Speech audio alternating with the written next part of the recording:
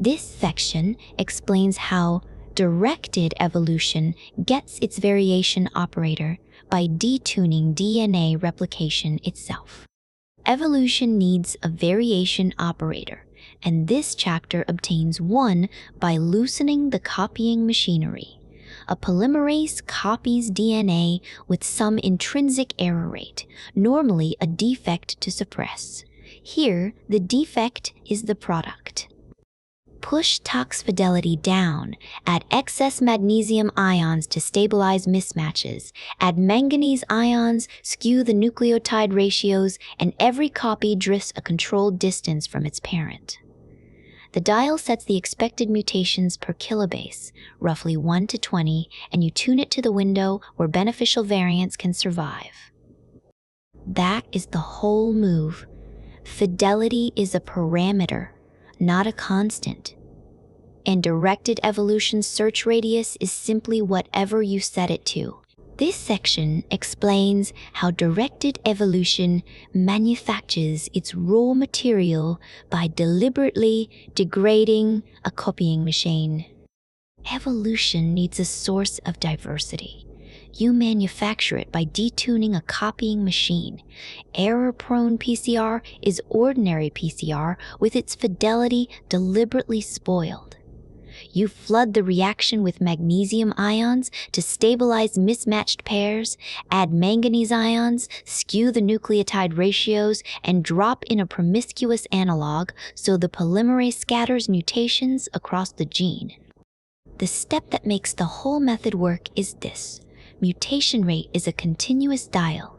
You turn a controllable parameter rather than an accident of the reaction. You tune it to a target window. Too few changes yield no improved variants, and too many kill every clone. You read the actual rate off the fraction of dead clones. The generative primitive the whole chapter hands you is that fidelity is a controllable parameter, and directed evolution's raw material is calibrated infidelity. This section explains preparing libraries in Escherichia coli. Ordinary cohesive end subcloning, run under one inverted constraint, and that inversion generates the entire protocol. In routine cloning, you make a few colonies, then verify each one for the insert. Empty recircularized vector is a harmless nuisance you pick around. Preparing a library, you screen 1,000 to 100,000 clones, more than you can ever inspect individually, so verification collapses. You cannot check the item, you must guarantee the population. Every step falls out of that. Phosphatase and 2 distinct restriction sites kill background empty. Vector before it exists, since you can no longer weed it out after. The insert to vector ratio and supercompetent cells push yield high enough that screening stays cheap. Constraint moves from item to population, and method follows. This part explains why screening a large library changes ordinary cohesive end subcloning into something governed by a single inverted constraint. That constraint reorganizes everything. You cannot inspect what you make. Clone a single gene and an empty vector background is only a nuisance. You pick a few colonies and check each one for the insert, but screen 10,000 to 100,000 variants and that luxury vanishes. Every recircularized vector becomes a false positive. You cannot distinguish from a real hit. Silently starving the library of its diversity, you cannot distinguish from a real hit. So the chemistry itself is unremarkable. The discipline is a signal-to-noise threshold set by the scale of the search. 2 distinct restriction sites force orientation. Phosphatase kills self-ligation, and DPN1 destroys the template. Each move bends the background toward 0, while pushing yield up toward 0, while pushing yield up toward 0, while pushing yield up toward 10 to the 6th power colony. The screen you will run downstream dictates the purity you need upstream. This section explains how yeast earns its place in directed evolution by renting out its own recombination machinery. The whole move of the chapter is to replace a fragile in vitro step with the reliable in vivo one. Ligation and DNA shuffling are the tedious, error-prone joints of library making. Saccharomyces cerevisiae dissolves both.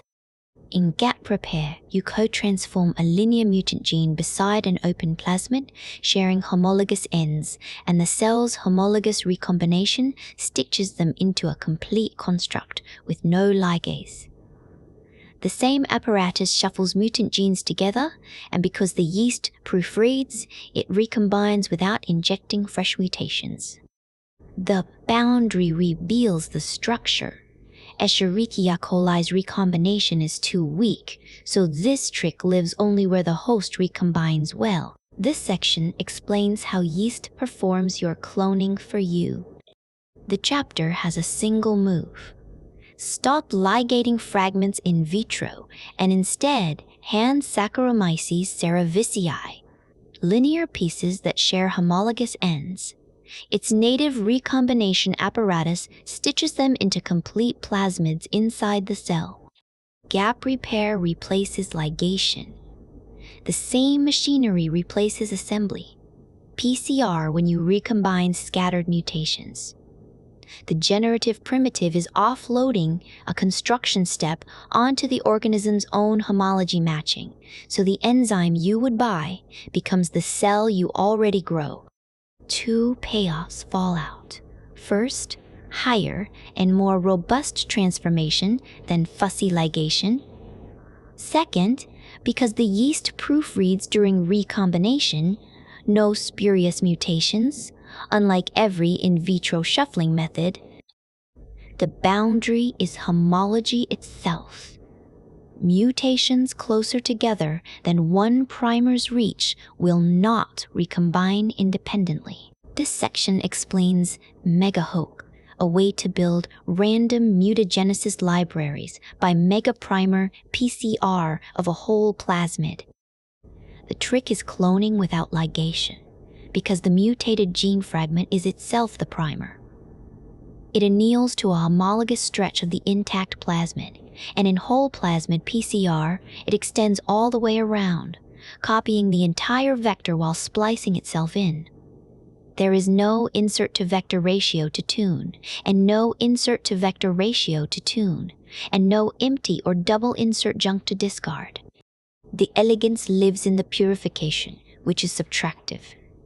The template plasmid grew in DAM plus E. coli, so it is methylated. The PCR copies are not. DPN1 cuts only methylated DNA, so it dissolves every original template and spares every new construct. So you never select the product directly. You destroy everything the product is not, and purity falls out for free. This section explains how MegaHope cloning turns a join into a copy. Cloning stops being a join and becomes a copy.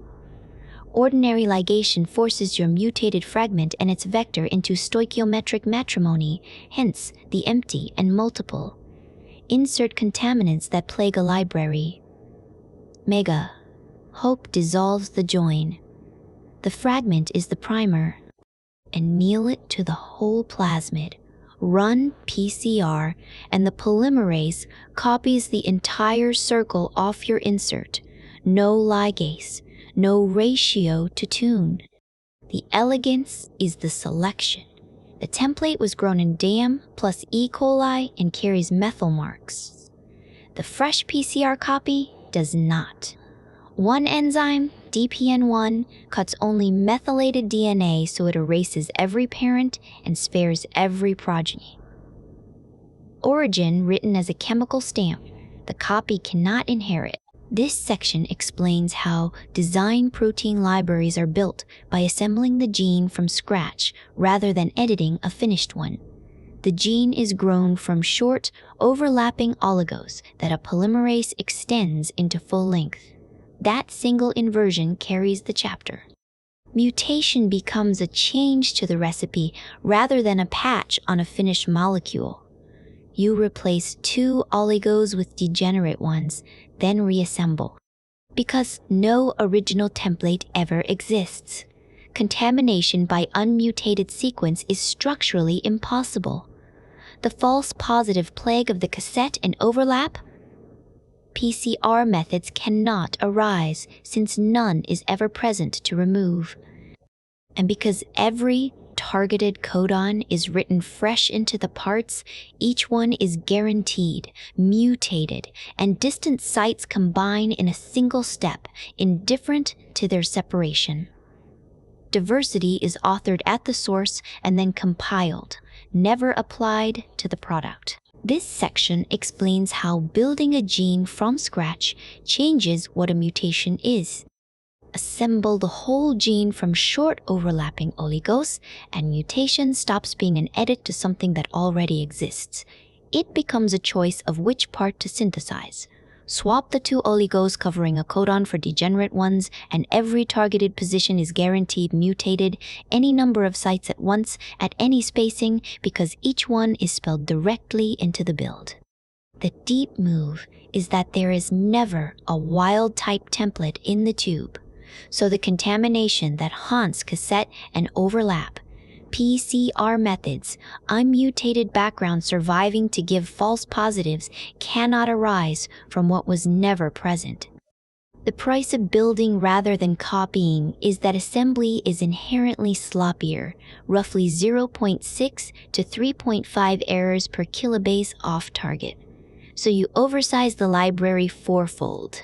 This section explains how mutator strains generate randomly mutated plasmid libraries. Diversity as the free byproduct of a broken corrector, that is, the whole move. A mutator strain is a bacterium with its DNA proofreading disabled.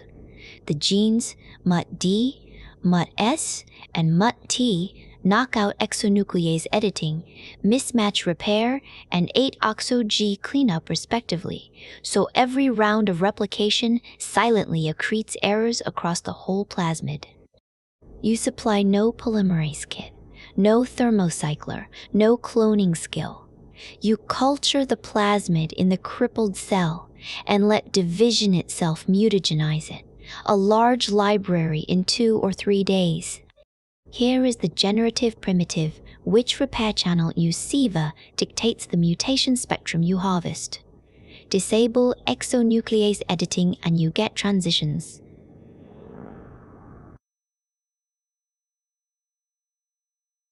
Disable 8-oxo-G cleanup and you get transversions. The lesion chooses the flavor of diversity. This part explains the mutator stream, a way of generating genetic diversity by outsourcing it to a broken cell, where error-prone PCR forces mutations in a test tube. The mutator strain makes the living bacterium itself the mutagen by crippling its own DNA proofreading. For free. The MUT-D gene kills polymerase III's exonuclease. The MUT-S gene disables mismatch repair. The MUT-S gene disables mismatch repair. The MUT-T gene lets oxidized guanine mispair. And so every generation of growth writes substitutions, insertions, and deletions across the whole plasmid for free. The strain called XL1RED stacks all 3 defects together, giving roughly 0.5 mutations per kilobase every 30 generations. Here is the primitive. You do not build the diversity. You let unrepaired replication accumulate it. Mutagenesis becomes a passive byproduct of simply letting the strain grow. The price of that accessibility is control. You cannot aim the mutations. And the mutator phenotype is self-limiting, since slow-growing mutators get overgrown by revertants. This section explains how mutation rate is turned into a switch you can throw, and why that makes directed evolution of a whole organism practical. The whole move is that mutation rate becomes a removable state, a dominant negative MUT, D5 allele of the proofreading epsilon, subunit of DNA polymerase. 3. Carried on a plasmid, out-competes the cell's own functional copy and cripples error. Correction without any chromosomal edit. The strain then runs 20 to 4,000 times hot. Because the plasmid also carries a temperature-sensitive origin, you raise the temperature and the mutator simply falls out. The evolved phenotype freezes, genetically stable again. So search and keep are one strain in two switch positions, hypermutable while selection does its work, and wild-type fidelity the instant you drop the plasmid. The generative pattern is to put the destabilizer on a detachable carrier, so instability becomes something you toggle from outside rather than something wired into the genome. That is what makes directed evolution of a whole organism tractable. This part explains the mutator plasmid and the dilemma it dissolves. Traditional mutagenesis forces a choice. You either damage the DNA from outside with chemicals or ultraviolet light and lose control of when it stops, or you cripple a repair gene inside the chromosome and get a strain that never stops mutating, genetically unstable, useless as a host. The mutator plasmid dissolves the dilemma by making hypermutation a removable episomal switch. A dominant negative proofreading subunit called MUT-D5 displaces the chromosome's functional copy, raising the mutation rate 20 to 4,000 times while it rides on the plasmid. A temperature-sensitive origin then lets you cure the plasmid afterward, freezing the evolved trait in tin, then lets you cure the plasmid afterward, freezing the evolved trait in gnome. The pattern is this: evolution wants high variance transiently, then none. So you put the mutability on a toggle, not in the genome. This section explains how random insertion and deletion mutagenesis differs in kind from error-prone PCR. Error-prone. PCR is a prisoner of the codon. It swaps one base inside a triplet, so the amino acids it can reach are whatever that single letter flip happens to encode, the codon. AUG never becomes UGG, and the accessible substitutions are biased by the geometry of the genetic code, not by what you want. RID, mutagenesis, changes the grain of the operation. Instead of editing a letter in place, it cuts the strand at a random position and excises an arbitrary run of bases, splicing a chosen sequence into the gap. This is a length-level edit, a change in how long the sequence is, rather than a substitution of one letter for another. Acting on segments rather than letters, it can overwrite whole codons freely, without bias, anywhere. It even reaches 4 base codons for non-natural amino acids that the letter operator cannot express. This part explains why ordinary point mutation is biased, and how RID mutagenesis removes that bias. Point mutation is biased because the mutation operator and the selection target have different grains. Error-prone PCR flips single bases, but selection reads amino acids, so a codon can only reach its Hamming 1 neighbors. A UG never becomes UG. RID mutagenesis dissolves the bias by matching the operator's grain to the target's. It excises an arbitrary run of consecutive bases at a random position and pastes in a chosen sequence a specific codon, a mix of all 20 amino acids, even a 4-base codon for non-natural amino acids. The chapter's demonstration is GFPU-V, where RID surfaced yellow and enhanced green variants that point mutation structurally cannot reach. The primitive is this: a random mutation method's reachable space is set by the unit it edits, rather than by the positions it touches. This section explains random oligonucleotide mutagenesis. Diversity here is authored at the moment of synthesis. You print the randomness directly into a chemical oligonucleotide, so the mutation spectrum becomes a design parameter, region length times degree of randomization. Classic mutagenesis instead runs a lottery on a finished gene. That single move is the chapter's primitive. You confine mutation to a chosen span, dial its intensity at the bench, splice the randomized cassette back into wild type by restriction digest, and let positive selection keep only the survivors. The boundary reveals the structure, because all your variation is spent in one region, everywhere else stays wild. Targeting buys depth at a single locus, at the price of the rest of the gene.